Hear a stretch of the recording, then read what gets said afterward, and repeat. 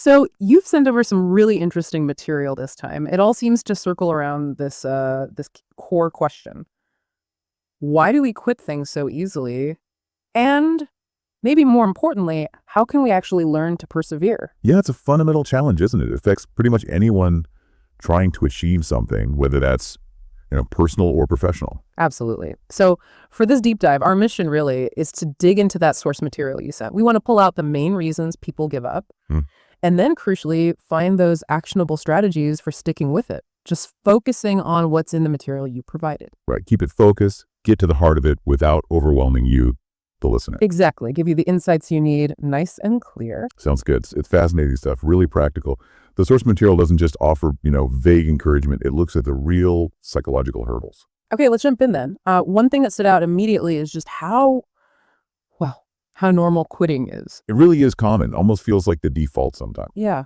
The material suggests most people at some point just abandon things, even if they were really enthusiastic at the start. And acknowledging that is important, right? Takes the pressure off. If you've quit something before, you're definitely not alone. It's pretty universal. Totally. And what's really interesting is why the source makes this distinction. It's often not about lacking the skill or the talent. No, exactly. It usually boils down to something else, something the source calls endurance, staying power, basically. Endurance. Okay. And where does that become most critical? Well, the source highlights three main areas. First, just getting through the boredom, the monotony that inevitably sets in with long projects. Right, when the initial excitement wears off. Second, dealing with failure, the setbacks that are bound to happen. Of course. And third, and this one's maybe less obvious, pushing through that period where you're putting in effort, but nobody's really noticing it. No external validation. Yeah, that silence before any kind of recognition. That could be tough. So, okay, if endurance is key, why does it often fade? The material points to three big reasons people quit. The first one feels very familiar: unrealistic expectations. Oh, absolutely. We tend to want results fast, don't we? We picture this smooth, quick climb. We expect to see progress almost immediately. Exactly. And the reality, as the source points out with a great analogy, is often more like roots growing underground. Roots growing underground. I like that. Yeah, there's all this crucial stuff happening beneath the surface unseen before anything pops up. But if we expect visible results too soon, we get discouraged and give up, maybe right before things were about to take off. Precisely. And thinking about you, the listener, trying to learn something new efficiently, it's a reminder that even unseen progress is progress. It just takes time. We sometimes overestimate how fast others succeed too, which doesn't help. That makes total sense. Okay, the second major reason from the source: fear of judgment. This is a big one.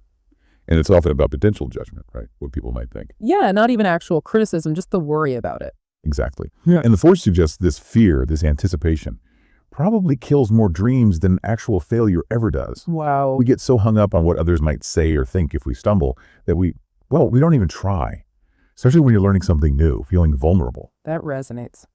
Okay, and the third factor leading to quitting: lack of a support system. Yeah, this highlights how much our environment matters, the people we're surrounded by. Their beliefs, their attitudes, they rub off on us. Profoundly, according to the source.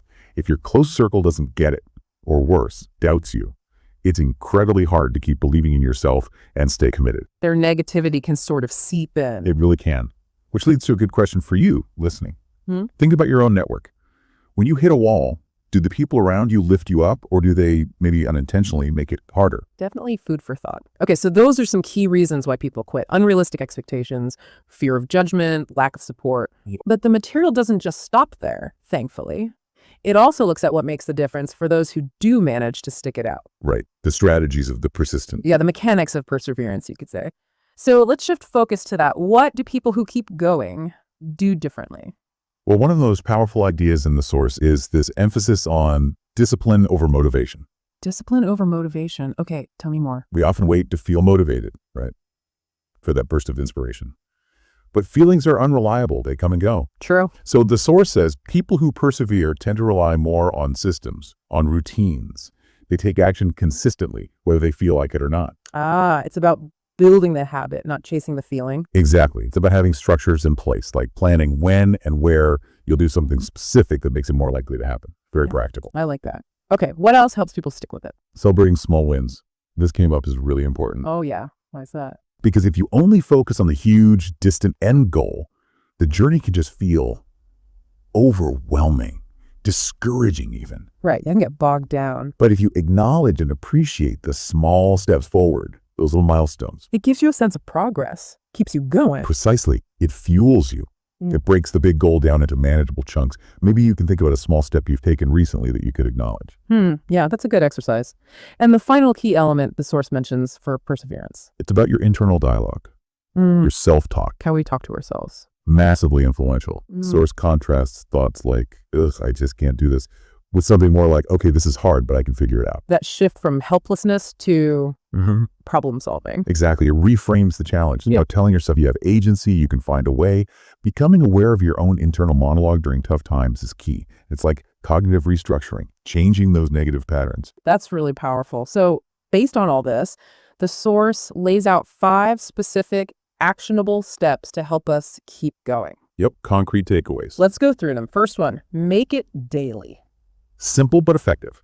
Consistency trumps intensity here. Even just 15 minutes a day, like the source suggests, builds momentum. Keeps the goal top of mind. Exactly. It makes it a consistent part of your life. Okay, number 2, track your progress, but with a specific caveat. Right. Do it for yourself, not for showing off or getting likes, but as personal feedback. Why is that distinction important? Because it builds an internal sense of accomplishment. Seeing how far you've come with your own data is motivating, especially when things feel slow. It counters that feeling of being stuck. Got it. Step 3, limit comparison. Oh, this is so crucial today with social media and everything. It's easy to compare our beginning to someone else's middle or end. Totally. And the source puts it perfectly. Your chapter 2 isn't supposed to look like someone else's chapter 20. Comparing just leads to feeling inadequate. Focus on your own path. Good reminder. 4th step. Visualize the long game.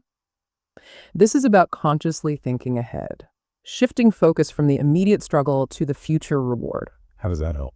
It connects you to your why, thinking, how will I feel in a year if I quit now versus if I keep going? That can create a really strong emotional pull to persist. Anchoring yourself to the future outcome. Okay. And the final step, Build your inner circle. This brings us back to that support system idea. but more proactive this time. Exactly. Actively surround yourself with people who believe in you, who encourage you, people who remind you why you started when you feel like stopping. That encouragement and accountability is vital. Absolutely. Wow, okay. That's all really practical stuff. And I like how the source wrapped up by sort of reframing quitting itself. Yeah, that message of self-compassion, saying that quitting something in the past doesn't make you a failure. It's incredibly common, part of the journey. Letting go of guilt over past quits allows you to approach the next thing with the insights we've just discussed. You're better equipped now. Right. So putting all this together, understanding why we quit, knowing these strategies for resilience, it leads very naturally to the question the source leaves us with. So what will you do next? It's a direct call to action, isn't it? The underlying message seems to be one of empowerment. The future, as the source implies, kind of belongs to those who dig in and keep going. Yeah. The world is waiting for what you can offer, what you can achieve, if you find that willingness to persevere, especially with your own goals. It really prompts you to think about how you can apply these ideas, endurance, managing expectations, finding support, celebrating wins, to whatever challenge you're facing right now. Absolutely. How can you use this knowledge starting today?